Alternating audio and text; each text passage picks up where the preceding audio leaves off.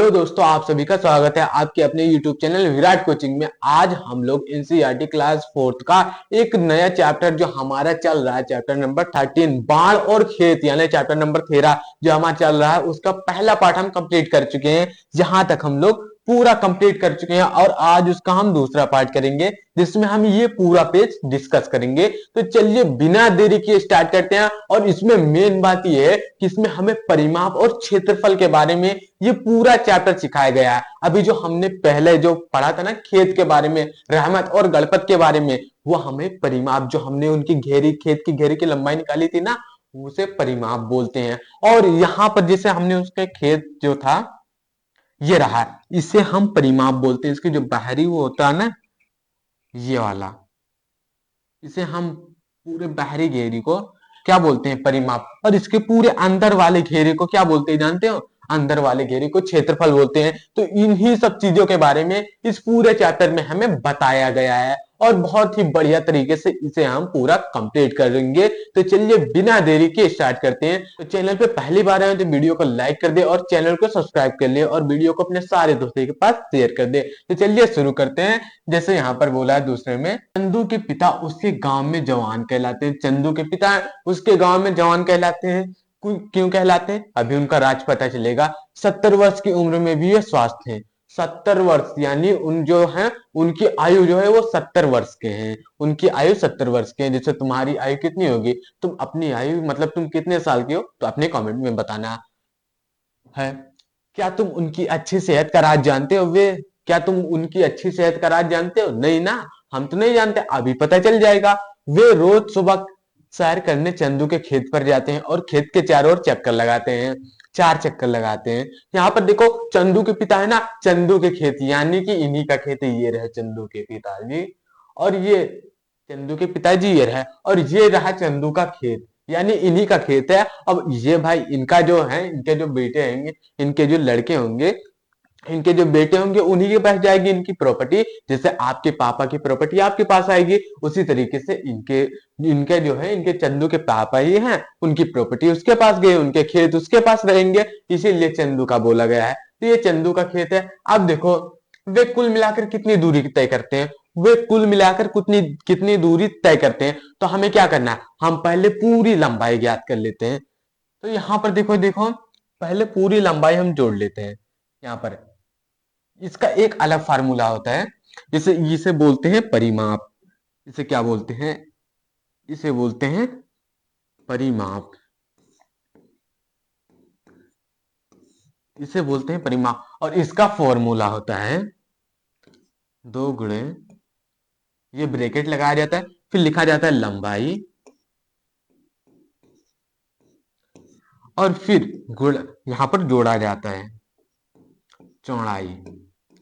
लंबाई और चौड़ाई को जोड़ा जाता है, उसके बाद ये लिखा जाता है। ये जो आप अगली क्लासेस में पढ़ेंगे, ये अभी आपको नहीं पढ़ा जाएगा, ये आप अगली क्लासेस में ऐसा फॉर्मूला पढ़ेंगे। तो यहाँ पर देखो, लंबाई किसे बोलते हैं ये समझ लो। लंबाई जो ज्यादा होगी इसमें ना, जो इन दोनों में देखो, 100, 150 या 100 कौन बड़ा है? 150 बड़ा है, तो 150 लंबाई होगी और 100 चौड़ाई होगी। और याद रखना, हमेशा जो लंबाई होती है वो चौड़ाई से बड़ी होती है। और जो मैंने फॉर्मूला बताया ये आप आगे की क्लासेस में सीखेंगे, जैसे क्लास 6 में सीखेंगे, क्लास 6 7, उसके बाद तो सीखते ही जाएंगे।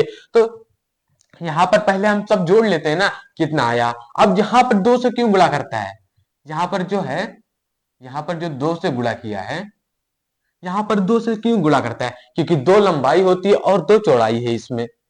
एक लंबाई ये हुई, एक लंबाई, दूसरी लंबाई ये, और एक चौड़ाई ये, दूसरी चौड़ाई ये, इसीलिए 2 से गुणा किया जाता है। तो इन सबको जोड़ लेते हैं। 100 और 100 कितना होता है? 200 होता है।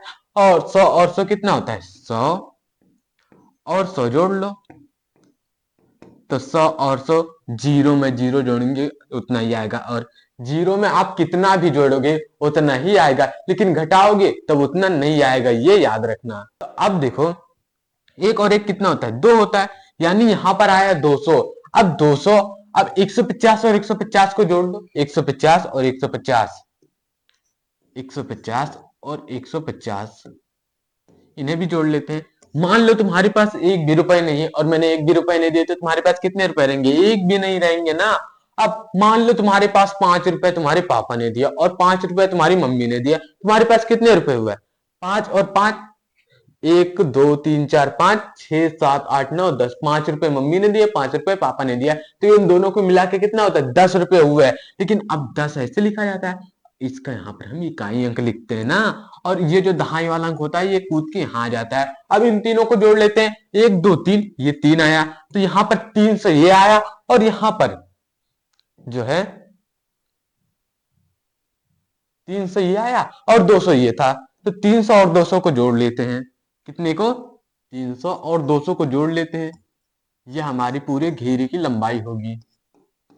जीरो में जीरो जोड़ेंगे, जीरो आएगा, और ये जीरो आएगा। 3 और 2 होता है 5, तो यहाँ पर 500 आया, यानी वो रोज 500 मीटर, उनके पूरे खेत की लंबाई, जो घेरे की लंबाई है वो 500 मीटर है, तो यहाँ पर हम 500 लिख देते हैं।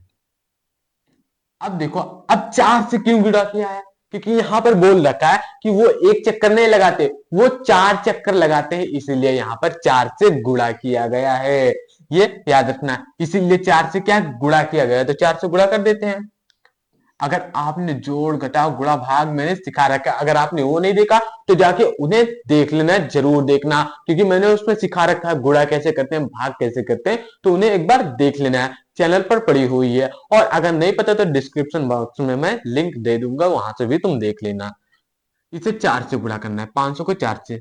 तो देखो 4 को हम, अगर आप किसी भी नंबर, कितना भी बड़ा नंबर हो, अगर आप उसका जीरो में मल्टीप्लाई कर रहे हैं, गुणा कर रहे हैं, तो वो जीरो बन जाएगा। जैसा वो होता है उसी जीरो जैसा होता है उसी तरीके से जो उसके साथ गुणा होगा, मिलेगा, उसको भी अपनी तरह ही बना देगा। तो 4 जीरो में जीरो और 4 जीरो में जीरो। अब 4 का 5 से गुणा करो, 4 का पहाड़ 5 बार पढ़ो। 4 एकम 4, 4 दूनी 8, 4 3 12, 4 4 16, 4 5 6 20 आता है, तो 20 यहाँ लिख देंगे। क्योंकि 20 क्यों लिखा? क्योंकि यहाँ पर जीरो भी लिख सकते थे, हाँ लिख सकते थे, लेकिन देखो यहाँ पर उसके आगे कोई नंबर नहीं है। अब नंबर नहीं है तो क्या करेंगे? जीरो लिख के जितना है उतना ही लिख देते हैं, यानी 2000। गुणा करने पर कितना आया? ये गुणा करने पर आता है 2000, 2000 मीटर।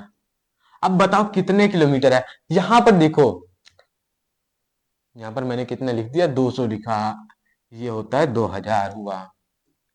अब ये इतने मीटर, अब मैं बता रहा हूं यहां पर देखो, 1 किलोमीटर में, 1 किलोमीटर में, 1 किलोमीटर में होता है 1000 मीटर। 1000 मीटर, 1 किलोमीटर में 1000 मीटर होता है। ये मैंने 100 लिख दिया। 1000 लिखना था यहां पर, ये हुआ। अब 1 मीटर में, 1 मीटर में होता है 100 सेंटीमीटर।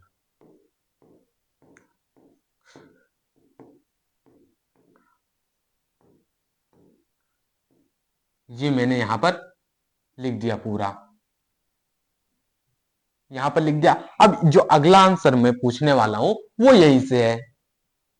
यहाँ पर अब तुम्हें बताना है, जब 2000 मीटर वो तो दूरी तय करते हैं, तो उन कितने किलोमीटर दूरी तय करते हैं, ये आपको कमेंट में बताना है। मैंने आपको बता दिया है कि 1 किलोमीटर में कितने मीटर होते हैं, मैंने आपको बता दिया है।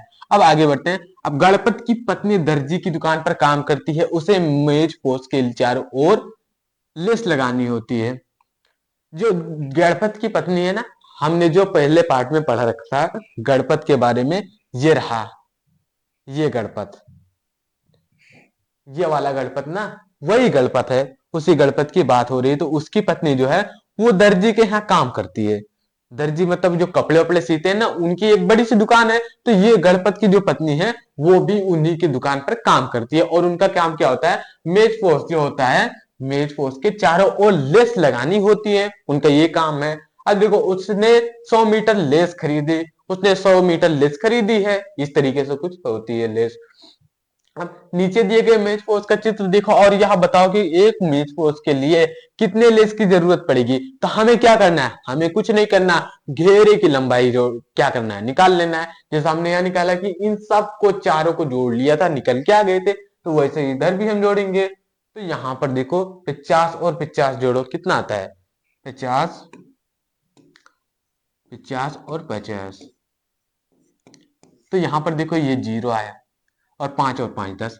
अब 10 यहाँ पर आया, यहाँ पर ये तो पूरा कितना हुआ 100।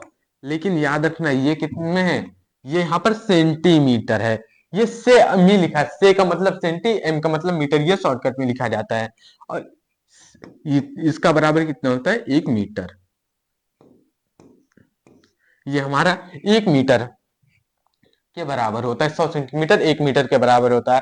अब 1 मीटर 50 सेंटीमीटर और 1 मीटर 50 सेंटीमीटर जोड़ लेते हैं, तो देखो एक 50 और 50 100 होगा। देखो इसे इस तरीके से लिखते हैं, 1.50, इस तरीके से लिखते हैं।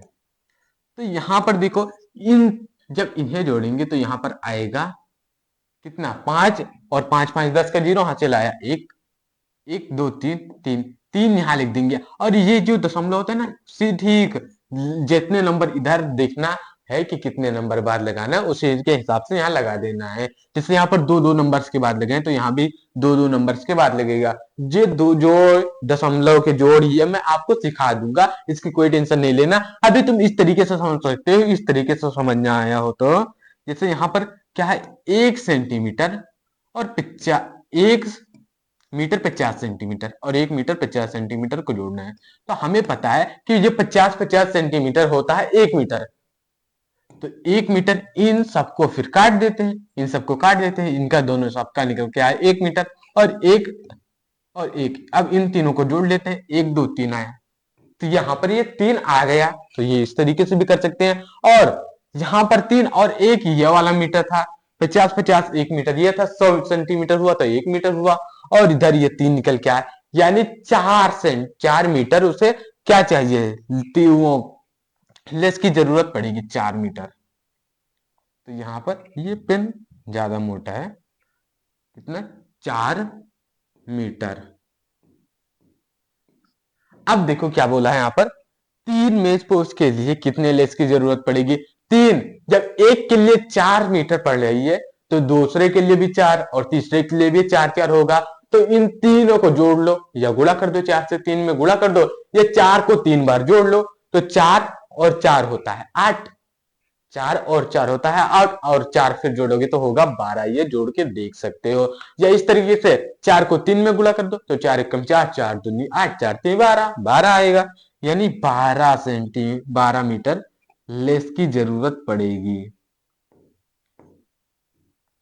अब देखो क्या है, बंडल में कितनी लेस बची होगी। अब जब इतना 12 मीटर निकाल लेने के बाद कितने जरूरत पड़ी होगी, यहाँ पर कितनी बची होगी। देखो 3 मेज पोस्ट के लिए कितनी लेस की जरूरत पड़ेगी, 3 के लिए ना, तो 12, 100 में से जब हम 12 निकाल देंगे, अब 100 में से 12 क्यों निकालेंगे, क्योंकि यहाँ पर उसने खरीदा कितना था 100 मीटर, और यहाँ पर काम कितना है 12 मीटर का। तो हम 100 में से 12 घटा देते हैं, हमारा निकल के आ जाएगा। तो 100 में से क्या करते हैं हम, 100 में से जो है वो 12 घटा देते हैं।